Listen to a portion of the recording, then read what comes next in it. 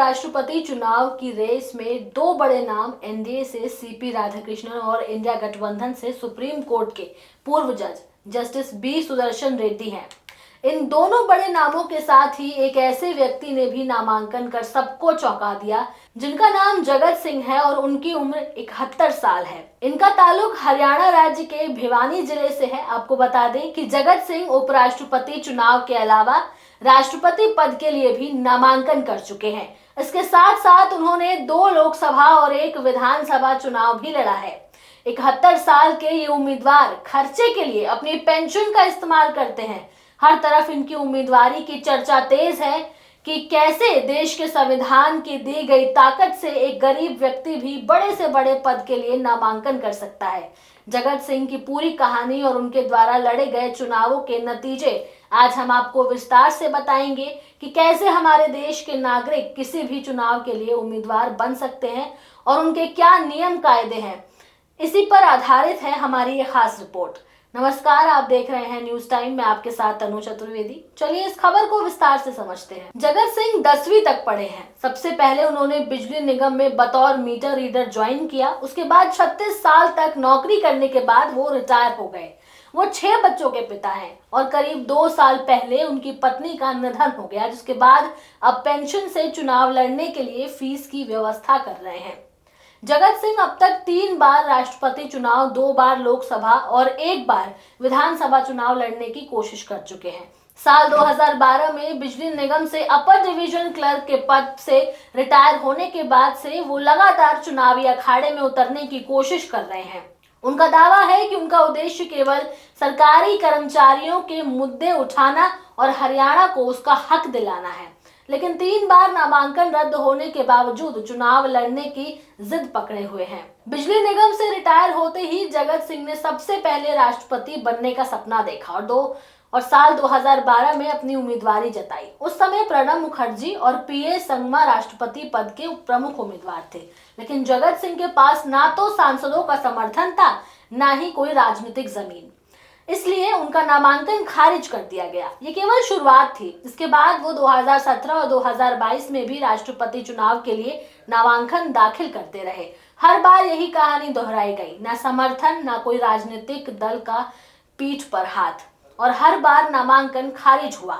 जगत सिंह ने इस बार देश के दूसरे सर्वोच्च संवैधानिक पद उपराष्ट्रपति के लिए नामांकन दाखिल किया है। राष्ट्रपति और उपराष्ट्रपति चुनाव में नामांकन खारिज होने के बाद जगत सिंह ने 2 बार लोकसभा चुनाव और 1 बार विधानसभा चुनाव में भी अपनी किस्मत आजमाई। 2019 में भिवानी महेंद्रगढ़ लोकसभा सीट से निर्दलीय चुनाव लड़ा, जिसमें उनको 732 वोट मिले। इसके बाद 2024 में हिसार लोकसभा सीट से चुनाव लड़ा, जिसमें केवल 382 वोट हासिल हुए। फिर उन्होंने दोबारा भिवानी सीट से विधानसभा लड़ा, जिसमें 72 वोट मिले। इन सभी चुनावों में उन्हें कोई सफलता हासिल नहीं हुई। चलिए अब आपको बताते हैं कि उपराष्ट्रपति चुनाव के लिए क्या क्या नियम कानून बनाए गए हैं। दरअसल राष्ट्रपति चुनाव में नामांकन के साथ 50 सांसद प्रस्ताव व 50 अनुमोदक होने जरूरी है। जगत सिंह का किसी सांसद ने समर्थन नहीं किया था। उपराष्ट्रपति के लिए यह संख्या 20-20 होना जरूरी है, यानी कि 40 सांसदों का समर्थन जरूरी है, लेकिन जगत सिंह के पास इस बार भी समर्थन नहीं है, लिहाजा नामांकन रद्द होना तय है। जगत सिंह का कहना है कि उन्होंने चुनाव लड़ने का फैसला इसलिए लिया क्योंकि वो सरकारी कर्मचारियों की आवाज बनना चाहते हैं। वो कहते हैं कि उन्होंने बिजली निगम में काम करते हुए कर्मचारियों की परेशानियां देखी हैं। रिक्त पदों को भरने, बोनस और पेंशन की बहाली जैसे मुद्दे उनके एजेंडे में है। इसके साथ ही वो SYL नहर का मुद्दा भी उठाते हैं। उनका कहना है कि SYL का पानी पाकिस्तान में जा रहा है, जिससे भारत को मुआवजा देना पड़ता है। वो चाहते हैं कि ये पानी हरियाणा और राजस्थान के किसानों तक पहुंचे। अब सवाल ये उठता है कि 3 बार नामांकन रद्द होने के बाद भी वो 4थी बार क्यों अपनी किस्मत आजमा रहे हैं। दरअसल कुछ लोग इसे पब्लिसिटी पॉलिटिक्स भी कहते हैं। उनके अनुसार बार बार बिना समर्थन और संसाधनों के चुनाव लड़ने की कोशिश मीडिया का ध्यान आकर्षित करने और चर्चा में बने रहने की एक रणनीति हो सकती है। जब एक आम व्यक्ति उच्चतम संवैधानिक पदों के लिए नामांकन भरता है तो मीडिया में खबर जरूर बनती है। अगर जगत सिंह वास्तव में सरकारी कर्मचारियों की स्थिति सुधारना चाहते हैं तो उनके पास कई और रास्ते हैं, जैसे कोई संगठन खड़ा करना, कर्मचारी यूनियन का नेतृत्व करना या आरटीआई और जनहित याचिका जैसी विधिक रास्तों का सहारा लेना। लेकिन उन्होंने चुनाव ही एकमात्र रास्ता चुना, वो भी ऐसे चुनाव जहां केवल सांसद वोट करते हैं और नामांकन की एक निश्चित प्रक्रिया होती है। चुनाव लड़ने का इरादा सही हो सकता है लेकिन तरीका नहीं।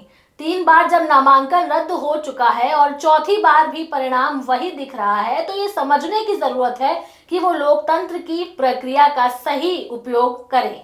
आने वाले समय में देखना ये दिलचस्प होगा कि हर बार की तरह इस बार भी उनका नामांकन रद्द किया जाता है या स्थिति को देखते हुए वो खुद अपने पैर पीछे करते हैं। अब आप लोगों का इस पर क्या कहना है, आप हमें कमेंट सेक्शन में जरूर बताएं। साथ ही हमारे चैनल न्यूज टाइम को सब्सक्राइब करें, लाइक करें, शेयर करना ना भूलें। नमस्कार।